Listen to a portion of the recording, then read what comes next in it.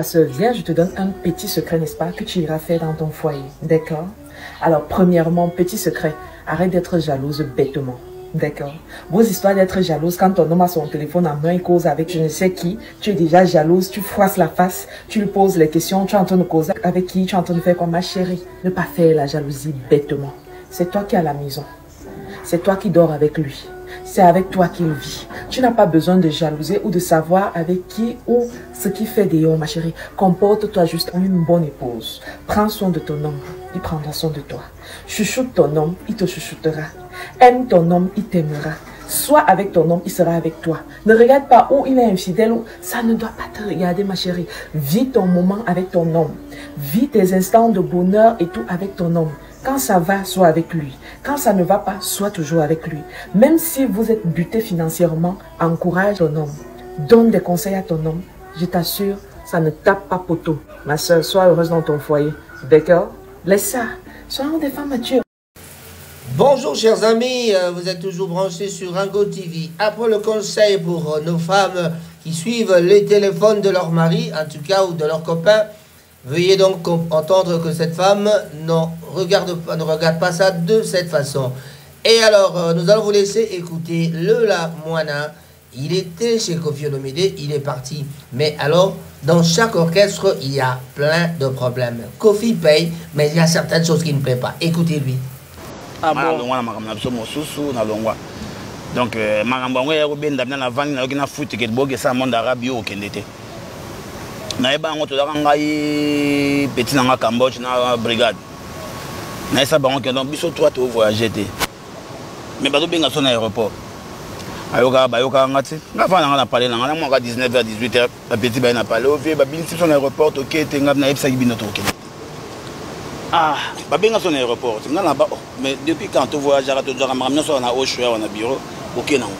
Ouais comme départ et voyage comme tout à l'aéroport. Non. Non, même fils à Yogo, non, même Lola. Nous allons moins savoir, donc, tant on a vendu qu'on a étudié, on a talé sur ma maman, on a vu, on a eu la seconde, on a dit, on a reçu ma touche, on a été. On a fait ça Cambodge, on a une brigade conseil, on a été à l'aéroport, on a voyagé. Il y avait quoi droit, hein? Et pas Vérambo. Via dans le côté boulot, via dans le boulot. Côté maman foot, via foot, on a pas autant de fois. Mais dans le caractère, on a un sou et go baisser au mouvement. OK na. Bablo moi baningo. Mais siko yo naliwa perle peraka okufa. Wana yo na quartier la tebe na Zaiko. Non, quartier la tebe. Wana na quartier la tebe. Na koti Zaiko na 2006. Na longo quartier en 2004 na Zaiko na 2006. Voilà.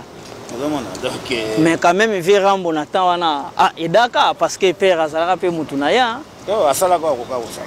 Asala kwa koka osala. Papa kufi biso na poto. Na ye na kuti papa na poto na hôpital. Papa bima hôpital ngoto beta Bercy. Abana ba 11h midi ngam na ina zo hôpital baninga ba ya Bercy avant. Na kina zo hôpital na tikena ndako na ina vitrice. Ça na région baninga na baninga ba kota Bercy midi nga kota Bercy 16h. C'est to liara kuna mamna so kuna ko skola kuna. Na 16h na kuti bana balance, ça di balance. 21h papa est concert. Alors concert avant c'est ma champion. Place batari bele monta au hôpital. Kofi utalinga yemba. Non, on a grand chanteur. Badbari, Badming, Baza, peut-être au hôpital. Pour ma toyembi, il y a pour ma souffle. Alors, ça va descendre en avoir, Badbama, Yoga, Katanaki, Yoga, Atalinga, Pendap, au collier. Ah bon? Parce que ils ont Bercy. Papa Yoga.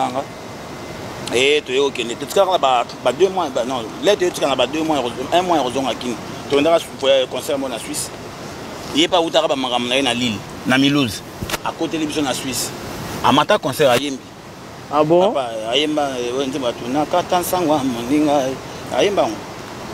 Si c'est pas quitté dans le podium, à Kétan, à Zongi, on a bien un opéra à Keki. Wow. On a bien un hôpital Kalaté, à Zasuki, à Banya, à Kendekin. On a bien le numéro, on n'a pas na Maria, on n'a bien pas na Maria.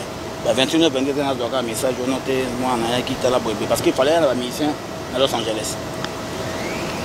Il y a un dernier concert à Lille. On a un concert. Copine de mon Nazara, moi, c'est on a validé. Copine de mon Nazara, on a bien papa Koufi. On a eu un hôtel à piquer crise, tant que si 15 à 30 minutes après, il y a un Vérambo. mais via 45 ans na yebité mais na cheka ki mobile parce que tout ça qui na dendo lenga bona si ça va voyager na kene tant wa benga bon na leki na sima ya podium na ke kota toilette na yo benga siko yo parler pour confirmer nous que basi ba benga ki vera mobile c'est mais vera mobile o yebsa ngate pour yo yebsa mobile donc nga pe na sina yebinanga na bengi parler na sima nga bo ça va bo garder mon kana morga maman motinga na roya na tika na 45 jours avant de cancer nous le lambongo na tinimbo le bina on na tinimbo vous vente de métier na roya na beti concert wana to yepa na matubeta dernier concert ezaka na sala moda rani na ele na asi sala moda na Saint-Denis wana na Saint-Denis na Paris LC na LC dernier concert to beta wana bat musu ayi ba echo ayi bi to ayi président nga expérience depuis concert à la sukana ayi ba kia na linga na sisa contrat na sisa voyage nanga pour y pesa mbongo pour y doser nga pe kuna la charge et c'était ça. Voilà que ezaki moment moko difficile j'espère que pour moni sango wana Votre coiffeur préféré vous invite à Droysden. Venez tous vous coiffer chez Rasta Barbershop à Droysden. Et maman, bientôt c'est le concert de Werason, mais avant d'aller au concert, venez vous coiffer chez Rasta Barbershop.